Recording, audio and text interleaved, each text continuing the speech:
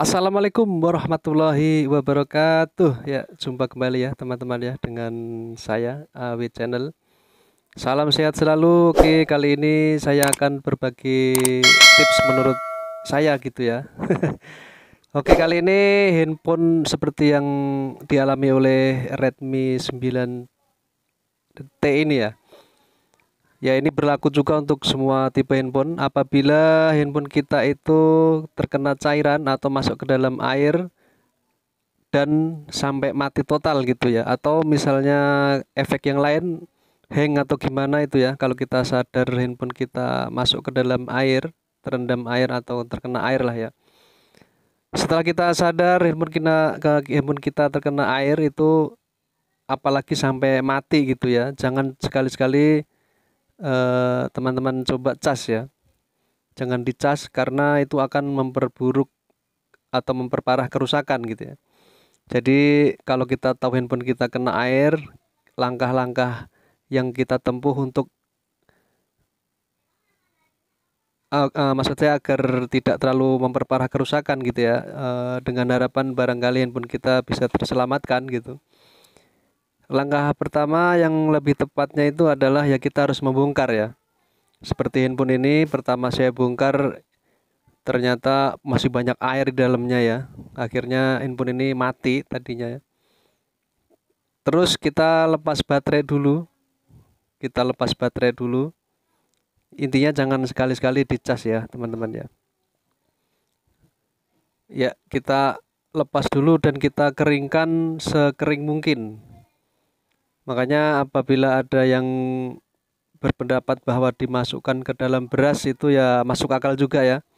Karena suhu di dalam beras itu memang agak panas gitu ya. Jadi maksud dan tujuannya itu adalah untuk menghangatkan handphone agar cairan yang ada di dalam itu menguap gitu ya, sehingga handphonenya menjadi kering kembali. Tapi itu masih kurang efektif ya, apalagi kalau kita tahu handphone kita itu kena airnya benar-benar nyemplung gitu ya, dan sudah ada di air beberapa saat gitu, tentu di dalamnya lumayan basah gitu ya, sehingga handphone sampai mati gitu. Ya, langkah yang tepat ya kalau kita nggak bisa bongkar ya silahkan cari counter terdekat untuk membongkar dan memastikan bahwa di dalamnya itu airnya harus kita keringkan gitu ya. Nah, ini seperti contoh handphone ini, LCD-nya sampai seperti ini ya teman-teman ya. Jadi pas saya cek mesin tidak terlalu parah ya, cuman ada jamur-jamur sedikit. Kemudian udah kita keringkan. Dan yang lebih penting lagi, kita cek tegangan ya, apakah ada terjadi short di mesin atau tidak. Apabila di mesin tidak ada short, berarti aman ya.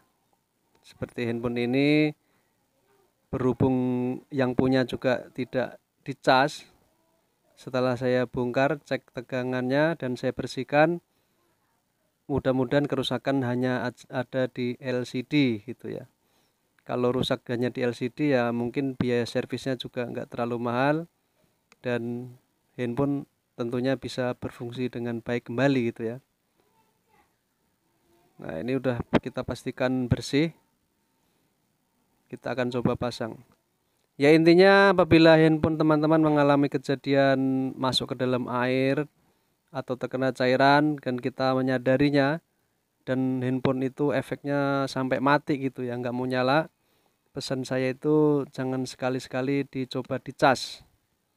Karena apabila di dalamnya ada air dan kita cas itu, karena ada aliran daya masuk, kemungkinan akan memperparah kerusakan ya. Bisa saja ada komponen yang terbakar karena short atau bahkan bisa sampai ke kerusakan yang sangat fatal gitu ya.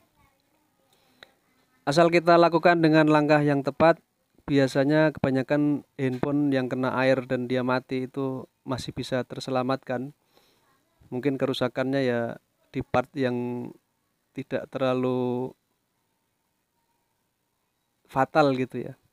Seperti pada handphone ini, setelah saya cek, saya bersihkan semuanya, masih nggak mau nyala, tapi ternyata kerusakan hanya di LCD. Dan ini sudah kita ganti LCD, sudah bisa berfungsi kembali. Ya, itu pesan dari saya, teman-teman ya. Apabila mengalami handphone kecemplung air, jangan coba dicas apabila dia mati, karena mati itu pasti indikasi bahwa ada yang nggak normal gitu ya. Kalau kita cas, bisa saja dia akan memperburuk kerusakan gitu. Jadi ya kita bongkar, terus kita keringkan sekering mungkin, dan kita cek mesin tegangannya normal apa enggak. Kalau sudah yakin semuanya normal, bisa kita coba nyalakan atau kita tes pakai power supply, dan kemungkinan handphone kalau masih bisa nyala, bisa normal kembali. Ya, seperti ini ya teman-teman ya. Dan seperti kasus handphone ini termasuk lumayan parah juga ya, terkena airnya karena benar-benar nyemplung dalam kolam renang gitu ya.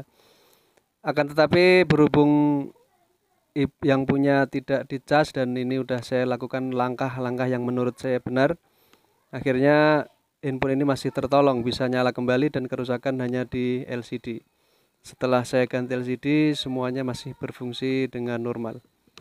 Ya, itu saja ya teman-teman ya. Semoga tip ini bermanfaat. Terima kasih sudah menonton, dan jangan lupa untuk di like dan subscribe ya teman-teman ya. Terima kasih. Wassalamualaikum warahmatullahi wabarakatuh.